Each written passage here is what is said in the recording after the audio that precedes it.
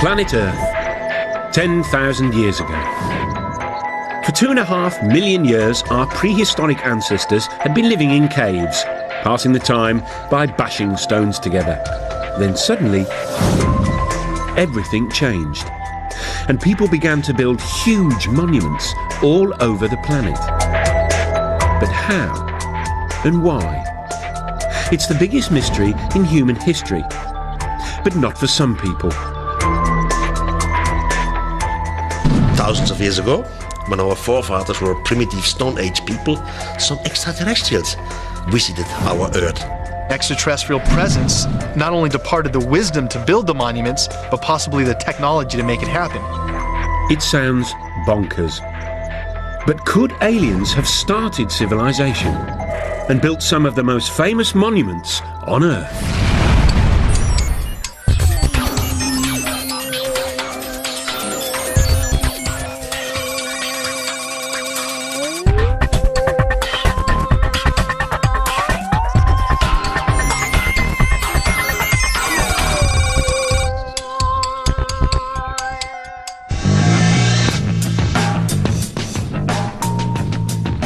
All over the Earth, there are giant stone monuments. Almost everyone knows they were created thousands of years ago by ancient man. But could almost everyone be wrong? According to the official history books, buildings like the pyramids and Stonehenge are triumphs of human engineering, which mark the beginning of our human civilization.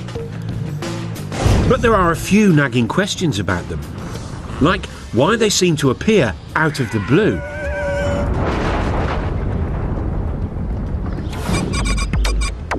It's a mystery which has been troubling lots of people, including UFO gurus such as David Hatcher Childress.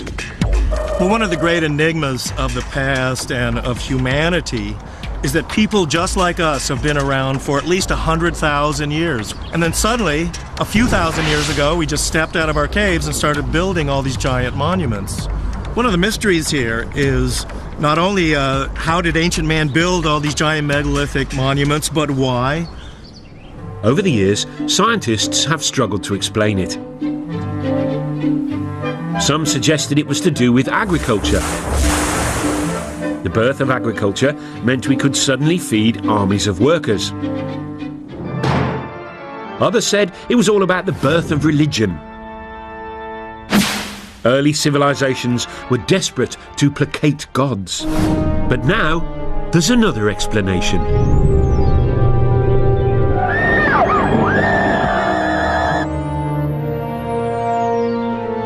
One group of people say that most of these monuments were built or designed in the distant past by aliens who visited our planet with their super advanced technology.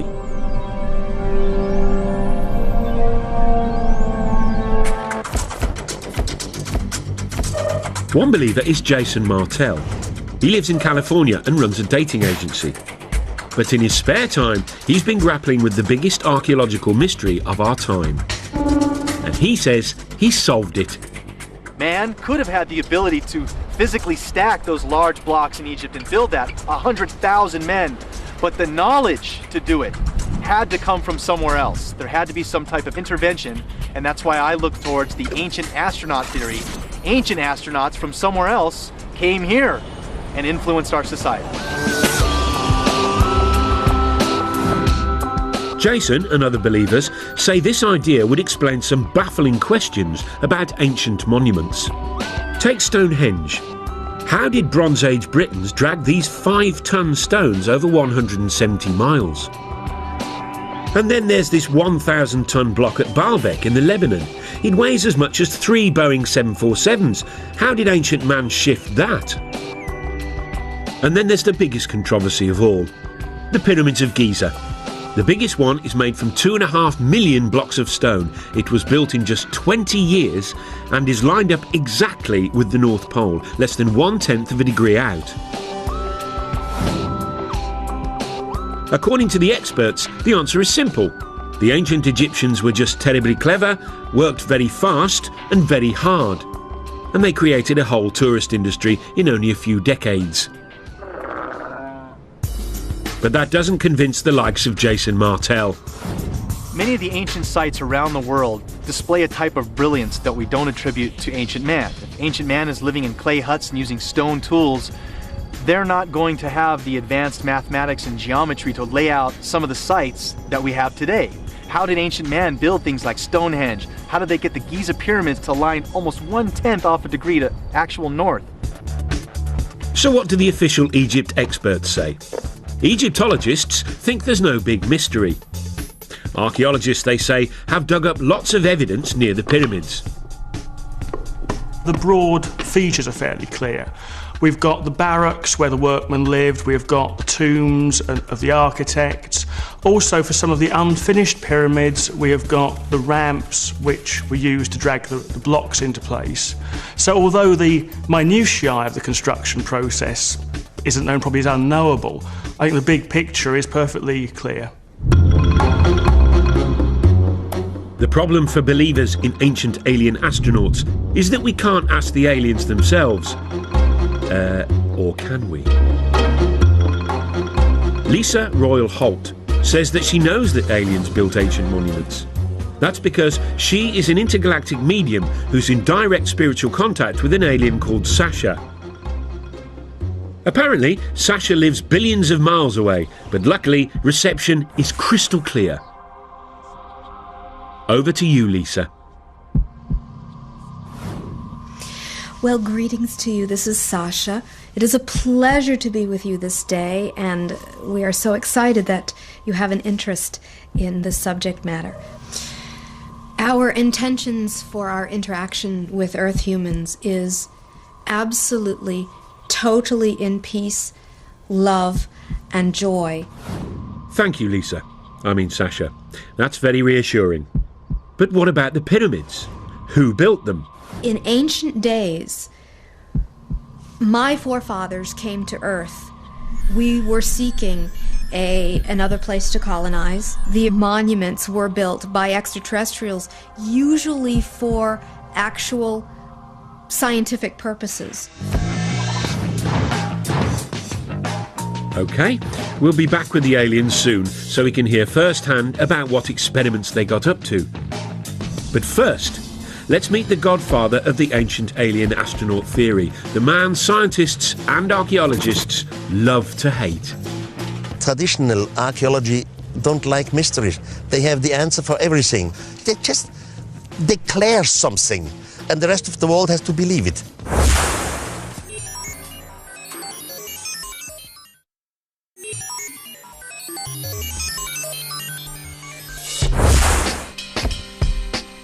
In 1968, Erich von Däniken, a Swiss hotel manager, achieved international notoriety when he published a controversial theory which said that alien astronauts had visited Earth in our ancient past.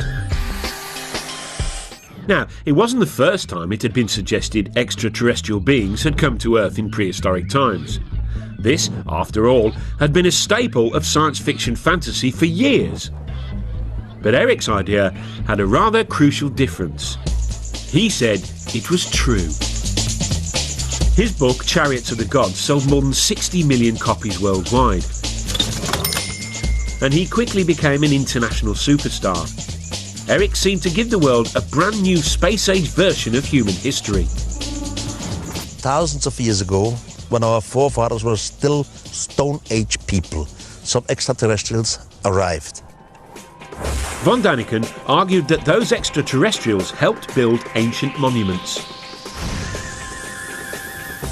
His career as a solver of ancient mysteries began, he says, in the 1960s. While other people were taking drugs and generally rebelling, Erich was pondering ancient buildings, and one in particular, the Great Pyramid of Egypt. Built as a tomb for the pharaoh Cheops, it's made of 2.5 million stone blocks. Some of the biggest weigh up to 80 tons and were transported from quarries hundreds and hundreds of miles away. And that was 1,000 years before the invention of the wheel. To Erich von Däniken, that posed a huge question. Not why the aliens didn't give us the wheel, but another big question. This is the largest man-made monument on Earth, with a height of about 450 feet and weighing 30 million tons. It's quite a piece. I mean, for a group of people or architects who came right out from Stone Age time.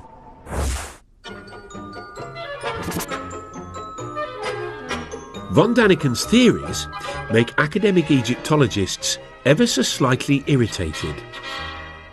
Von Daniken doesn't seem to like human beings very much. He does them down, claims that people are just out of the Stone Age. Well, the Stone Age actually ended some centuries before the pyramids were built, for starters. As far as I'm concerned, Eric von Daniken is a one-man self-publicity machine. I wouldn't characterise what he does in anything like scientific work. But no matter what the experts say, Eric has stuck to his guns. I was never afraid to be ridiculed. I was never afraid that others have a complete different opinion to me. It's wonderful. It's their freedom.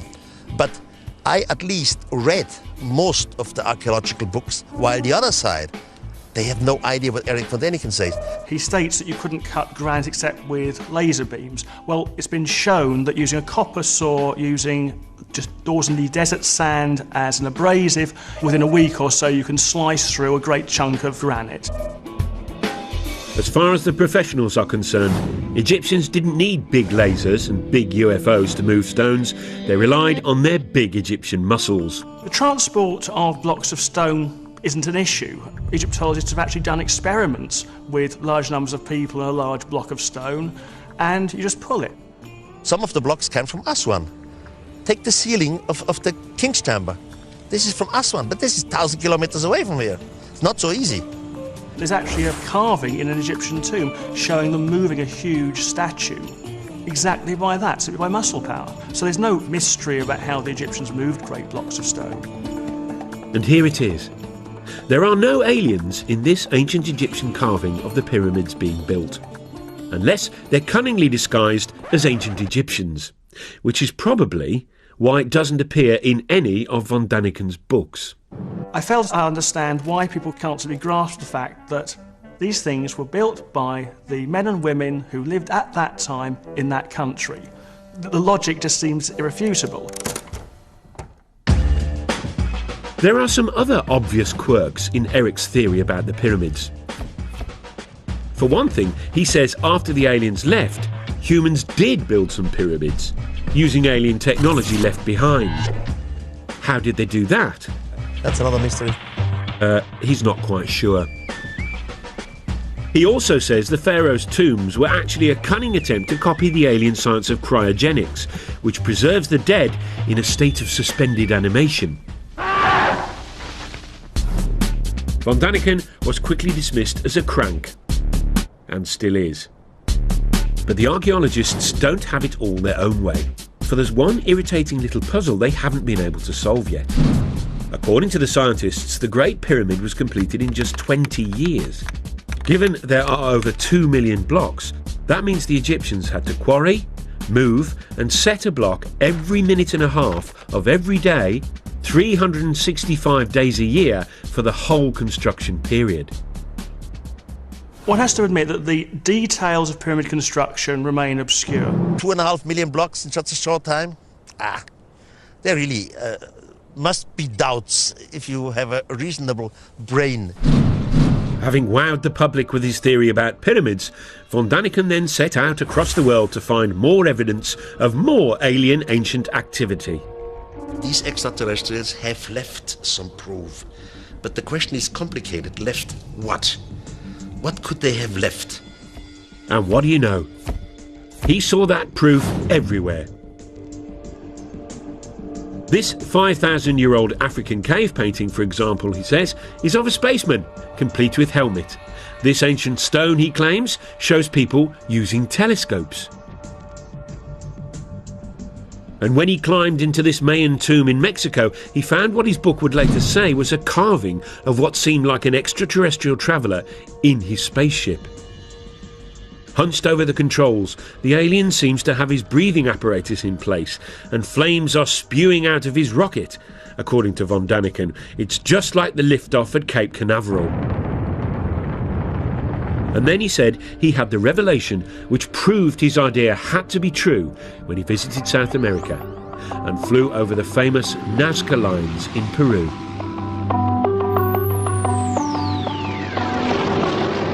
These ancient patterns, drawn into the desert, stretch for miles. Some are weird shapes. But mysteriously, those weird shapes can only really be seen from the sky.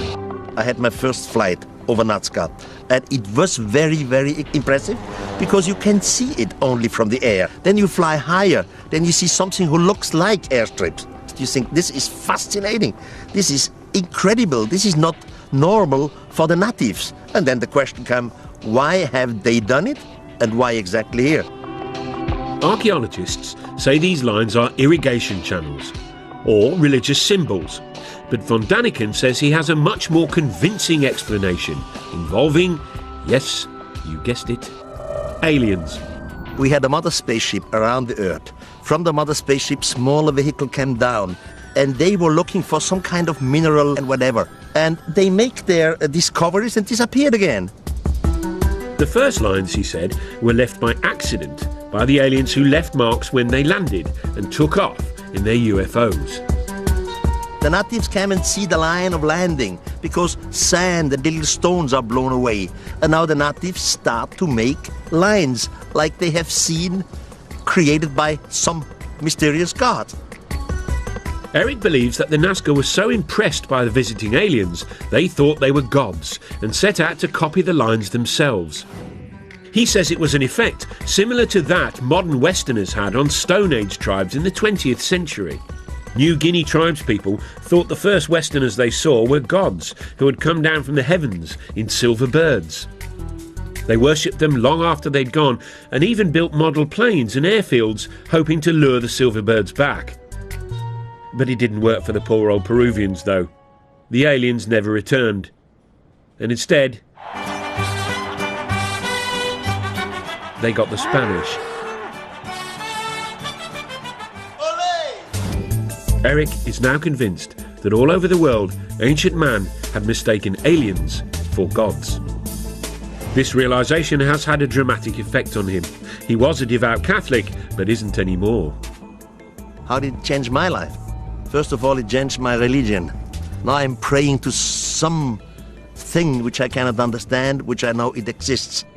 As soon as you start to understand it in a cosmical way, it changes your point of view concerning religion and concerning having right. I cannot live anymore with cults and psychology. Eric von Daniken has a brand new explanation for the whole of human development. Creatures from outer space, he says, not only built and designed most ancient monuments, they inspired all the great religions too. This is heady stuff, but there are two small problems. Not a single expert agrees, and none of his evidence stacks up. Take the so-called alien astronaut in his rocket ship from the Mayan tomb. What von Daniken says are controls and flames are in fact well-known Mayan symbols, like this. It's not part of a rocket, but the face of the Mayan earth god. And these South American stones with supposedly ancient carvings of primitive people gazing at the stars through telescopes, they were exposed by a BBC documentary as fakes, all made by this clever farmer. But that hasn't stopped Eric's runaway success. His 29 books have sold 63 million copies and been translated into 32 languages. Brian Appleyard is a leading British author who's written on the public's fascination with UFOs. He thinks von Daniken's success is down to people's growing distrust of experts, which leads to a taste for conspiracy theories. Now, people by the 60s and 70s, and because of the Cold War, people were paranoid, convinced that governments were lying to them, convinced that something was concealed, and convinced that the world was not as we were told it was. So people were ripe for a story. They were ready to hear a story about extraordinary things. The von Daniken phenomenon seems unstoppable. He makes so much money from his books, he recently opened his very own theme park, which celebrates his unorthodox beliefs. Complete with reconstructions of some of the ancient monuments. You see great things like the desert of Nazca in Peru, like Stonehenge. It's a laser show, by the way. In a breathtaking laser show, the visitor experiences the spectacular sight of Stonehenge. There's even a guided tour which aims to answer all those big questions you've been dying to have answered. Did the mythical continent of Mu ever exist? What is the secret of the underwater structures off the Japanese island of Yonaguni? Von Daniken's success has also inspired a whole new generation of authors, including the likes of New Age writer David Hatcher Childress. People are attracted to Eric's theories, I think, because there are genuinely unexplained mysteries of the past. And we really don't have all of the answers to why mankind, supposedly a primitive mankind, would go through the tremendous effort to build many of these giant monuments. Eric von Daniken's definitely been one of the pivotal people that I've looked to grab onto the coattails of his information and really start to look at this information in a new light. But these new believers have a battle on their hands. Scientists don't care whether the mythical continent of Mu ever existed. If aliens visited the Earth, scientists want proof. I think the first thing I would say about whether the knowledge to build pyramids was given to the Egyptians by extraterrestrials is simply, where's the evidence? If you think about man's fairly limited extraterrestrial experience of going to the moon, look at the amount of space junk which has been left around simply by going there and coming back. Wouldn't you have thought that if spacemen had been to Egypt and had been teaching the people how to do these things, there'd be at least the odds of leftover broken plastic somewhere? The believers, though, say they've found some evidence, although whether it's very convincing is a whole different question. According to them, aliens did leave some space-age technology behind. This 2,000-year-old pottery jar, for example.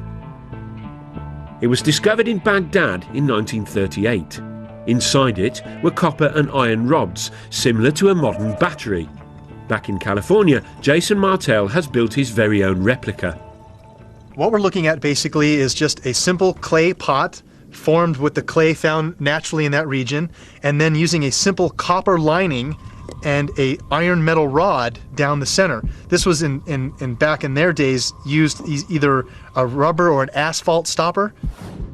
Jason fills the pot with an acid solution, vinegar, and now he's expecting something spectacular to happen. All right, the moment of truth.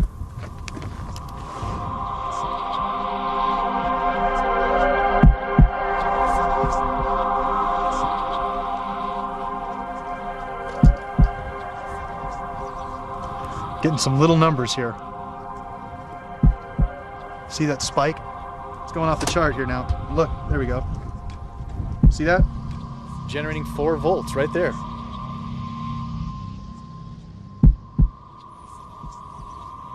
What we attribute to ancient man, they deserve a lot more credit than we're giving them. Because obviously we can test the devices with our understandings of technology and get a reading. Here we are, 4 volts right there from the battery. So obviously they were able to make this happen. What were they using it for? Very possibly electricity. Now, what ancient Iraqis might have done with 4 volts of electricity, nobody's sure. As for aliens, why would they need an old clay pot when they can zoom through interstellar space?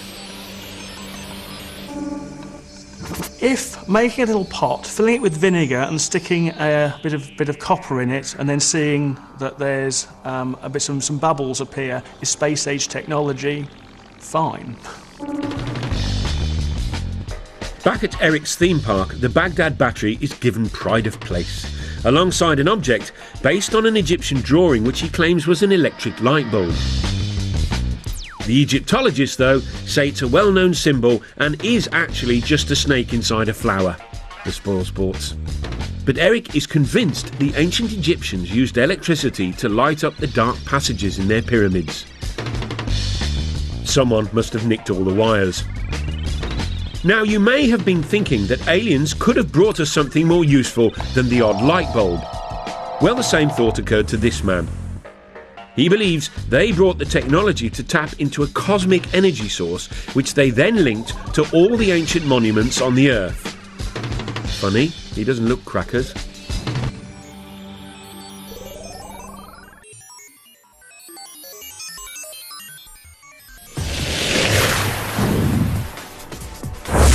One of the things that makes human beings sort of special is that we live in big, sophisticated societies full of big, complex buildings. It's called civilization.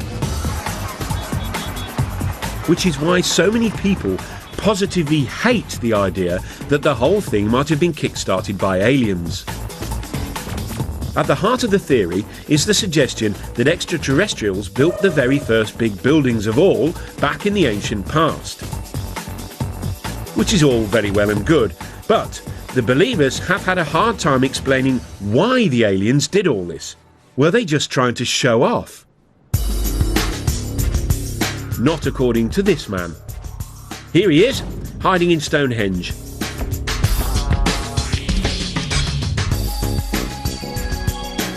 Now, according to the scientists, Stonehenge was built in 3000 BC. The 5-ton stones were dragged 170 miles by ancient British people to celebrate the sun, it's thought. Which is all very interesting. But not quite interesting enough for David Hatcher-Childress. He says Stonehenge might instead have been a fuel stop for ancient aliens. He came up with his interesting theory after he discovered what he says are mysterious energy lines. He believes the Earth is covered with these invisible lines in a strange network. If it all sounds a little unlikely, it has at least got a cool-sounding name. The World Energy Grid. The world grid is an intelligent geometric pattern of the Earth and its energies. A wave of the sunlight hits the Earth and wraps the Earth like a ball of string of energy, creating this energy grid. As you might have guessed, no scientist believes in this grid or the energy that it apparently contains. But according to Hatcher-Childress, that's just because they're too sceptical for their own good. The aliens, though, knew about the energy grid and tapped into it. How? By building ancient monuments on key intersections of the grid, obviously. By placing megalithic monuments along this grid, UFOs can then take energy off of this energy grid, and by going to certain power points like Stonehenge, the craft can hover over these energy spots and draw energy from those spots to help replenish the craft. Now, why these giant fuel stops are all built out of big lumps of stone, Childress doesn't say. But maybe we could tap into this energy nowadays. Of course we can't. Over to you, David, to explain exactly why not. I know many people must have difficulty in imagining this energy grid around the planet, but it's a lot like this racetrack. Here on this racetrack we have a geometric formation. It's all interconnected. We have the cars running along this energy grid. But if any part of this racetrack is disconnected or broken, the cars won't have the energy anymore and they won't be able to run along the track. So unfortunately, because the ancient monuments like Stonehenge are nothing more than ruins, the world energy grid has broken down. So no free energy for us. But apparently, the aliens didn't just use the ancient monuments for energy. Oh no. Many of the megalithic monuments, including pyramids, Stonehenge, are actually antennas that can be used by UFOs. So there you go. Stonehenge wasn't just a place where druids hung out, it may have been used by ancient aliens to phone home. Or maybe not. Oh sure, they're from another planet. But talking of phoning home, where might these ancient aliens have actually come from? There is one man who should know. He's Seth Shostak.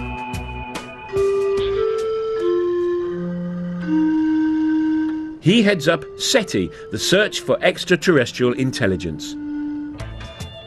This is a scientific study that's been scouring the constellations for the last 20 years, listening for radio signals from alien life forms. It turns out that lots of scientists believe that life probably did arise somewhere else other than the Earth. After all, the universe contains trillions and trillions of stars. Seth Shostak has devoted his life to being the first to prove it. You know, the universe is vast. It seems that most stars have planets. There are going to be lots of other worlds that are just as nice as the Earth for life.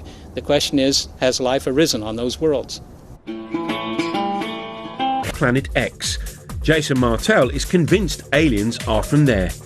He says that the ancient Sumerians from Iraq believed in a 10th planet in our solar system, which modern science hasn't yet discovered. Sumerians, he says, believed that's where their gods, the Anunnaki, hung out. Again, the Anunnaki are the beings supposedly that come from Planet X, another planet within our solar system that modern science is currently trying to look for. That planet does exist. It's possible we have ancestors living on that planet. Just a minute. Ladies and gentlemen, we bring you this special radio television broadcast in order to give you the very latest information on an amazing phenomenon. It was looking good for Planet X when in July 2005 astronomers announced they had actually discovered a big blob way out beyond Pluto. They called it Planet Xena. But they've now realised it's really small and full of gas, so not likely to be the home of the Anunnaki or our ancient alien visitors. But there's one candidate for alien life that obsesses more people than any other. It's our closest neighbour, Mars. It's also the planet that's most like our own. Some scientists are convinced it has water, and for years NASA has been probing and exploring it. So far, no signs of aliens. But in 1976, they were looking for signs of tiny bacteria, when instead they found this. This photo of the plain of Cydonia contains what most astronomers are convinced are some large rocks. But to some people, they look suspiciously like this.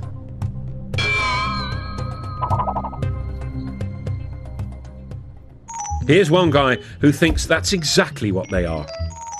Tom Van Flandern is a renegade astronomer who has his own theory about Mars and junk. You see, according to Flandern, Mars is really the moon of a planet where extraterrestrial humans first evolved, but had to leave in a bit of a hurry when it exploded. Left behind was all sorts of junk, including pyramids. The most interesting speculation about the origin of the artifacts on Mars is that the original human race was on the parent world that has since exploded. They built things on their moon, Mars, but before the end of their civilization, which they saw coming, they transferred their species to the most nearly habitable planet, which would have been Earth. We'd sure like to get higher resolution images of this and other pyramid-shaped objects on Mars and see if they are truly pyramids. But are these really pictures of Martian pyramids, you ask? Tobias Owen was a NASA scientist on the mission that took the photographs. He's what you might call unconvinced.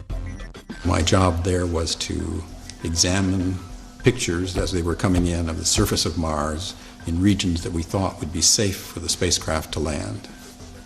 There was a small group of people who felt that this was an example of an alien construction, that there was life on Mars, or there had been life on Mars. NASA promptly issued a denial, which for believers was obviously proof of a monumental cover-up. You know, the interesting thing about NASA's track record, NASA, National Aeronautics Space Association, could also stand for never a straight answer.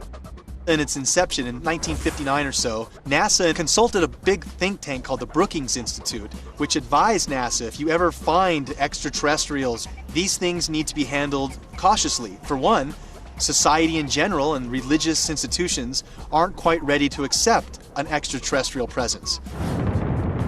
Pyramids on Mars were spooky enough, but then things got really out of hand when NASA released another batch of photographs from the plain of Cydonia. And near the pyramid shapes was something else. A rocky outcrop that some people felt had an eerie resemblance to something familiar, something that ancient astronaut believers have long connected with aliens. Yep, that other famous tourist site in Egypt. Very interestingly enough, NASA first took an image of the face on Mars, and they labeled it head. And this photograph was quickly dismissed by NASA as a trick of light and shadow. It's not really a face on Mars, it's just a lighting angle difference. Wrong answer. Here we have a face in pyramids on Mars, a sphinx in pyramids in Egypt. There has to be a connection, a Mars-Earth connection. To the scientists, though, it was just a natural feature. This is the kind of thing that we see on the Earth in various places. There's a famous one in New Hampshire in the United States called the Old Man in the Mountain. And there's a tendency among us humans to try to see images of ourselves in nature. And here was a perfect example, but happened to be on Mars. The common sense explanation is simple. Human beings are just hardwired to recognise faces, even when faces aren't there. Over to a psychologist to explain. Faces are very important to humans from infancy. They're so important that we perceive faces even in a stimulus that is not a face. For example, this plate of eggs in front of me looks very much like a face. We can see eyebrows, two eyes, a nose, and a mouth very readily. Well, when I look at the first image that was taken of the structures on Mars, I see it very, very clearly as a face. Here's an eye, here's the bottom part of a nose, here's the outline of a face.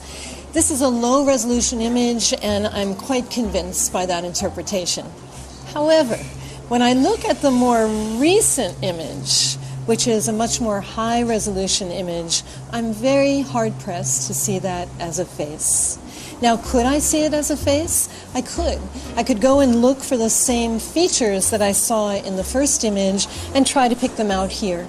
But in the high-resolution image, where it is not very ambiguous, it is much harder to perceive this as a face. We now have exquisite images of the surface of Mars that are being taken as we speak, in fact, by the Mars Express spacecraft. And we see extraordinary detail on the surface of that planet, but we see no evidence of anything artificial.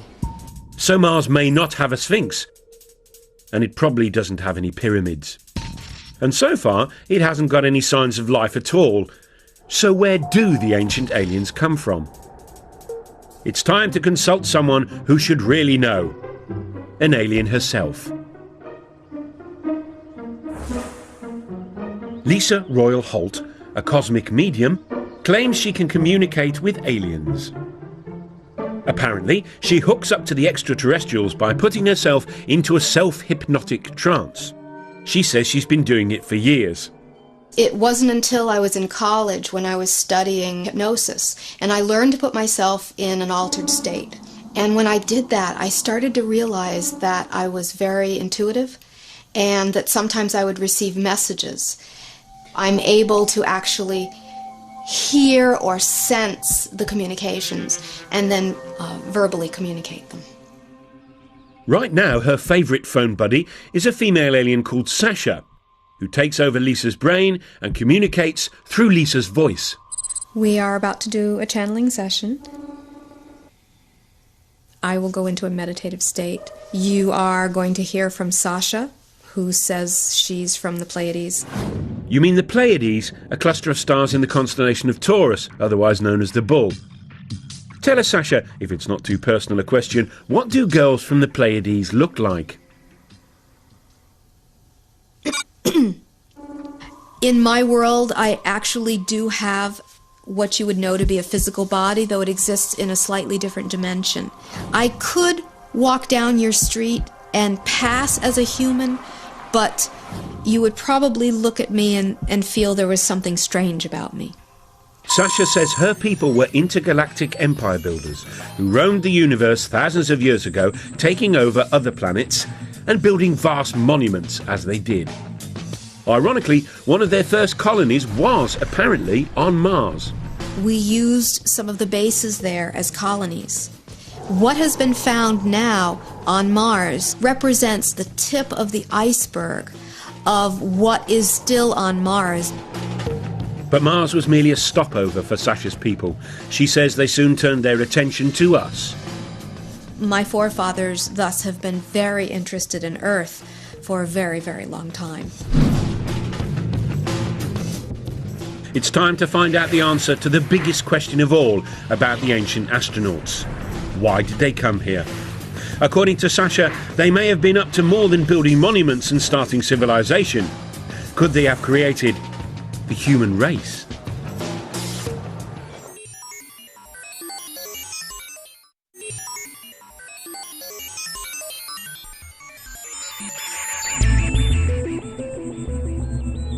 If alien astronauts really did visit us thousands of years ago, and that's rather a big if, then the obvious question is why? What is it? I don't know. Well, according to Lisa Holt, or rather her alien mate Sasha, there's a perfectly sensible answer. The aliens chanced upon our pre-human ancestors and then started messing with our DNA, a process she calls upliftment.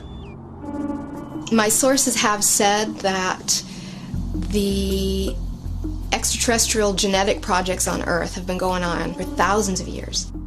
If your pre-humans were not uplifted by extraterrestrial genetics, your evolution as human beings would not have progressed as far as it has. You would still be in the evolutionary phase if it was not for the little bit of upliftment that was done. Lisa and Sasha are not the only people to believe this theory. They came here 300,000 years ago, created a primitive worker based off the Neanderthal man that was here evolving naturally, and created us. So an extraterrestrial crew comes here. They take one cell. They change the DNA code in the cell. You put it in the womb of a female of the same species. This female will give birth to a child. It's just what we would call the missing link. If the believers in ancient aliens are right, then evolution didn't gradually create humans. We were instead cooked up in the alien equivalent of a test tube. Spooky stuff. To me, that explains so much. And it also explains psychologically a sense of abandonment that the human race seems to feel. That these beings helped in our creation, but then never allowed us to remember who our parents were. Now, it all might sound like cobblers, but the notion of visiting aliens as godlike creators takes alien conspiracy ideas to their ultimate conclusion. And for author Brian Appleyard, it even hints at the role aliens now have in our culture. The idea that aliens once visited Earth and gave us this technology, this capacity, and pointed us up some progressive path, showed us the way to go, is a great idea for people to hold on to. Because one of the problems of the modern world is that people don't have anything to hold on to. And the story of ourselves we're given by science is frankly that we're nothing, it doesn't mean anything. The thing about the alien in the past is that it gives us a story. And that's fundamental to what people need to believe about themselves. Whatever comfort the idea that aliens visited us in the past gives some people, chances are it never happened. But hey, if it did, then maybe, just maybe, the greatest monument they left behind wasn't a giant feat of engineering like the pyramids, but a brilliant little piece of genetic engineering called us.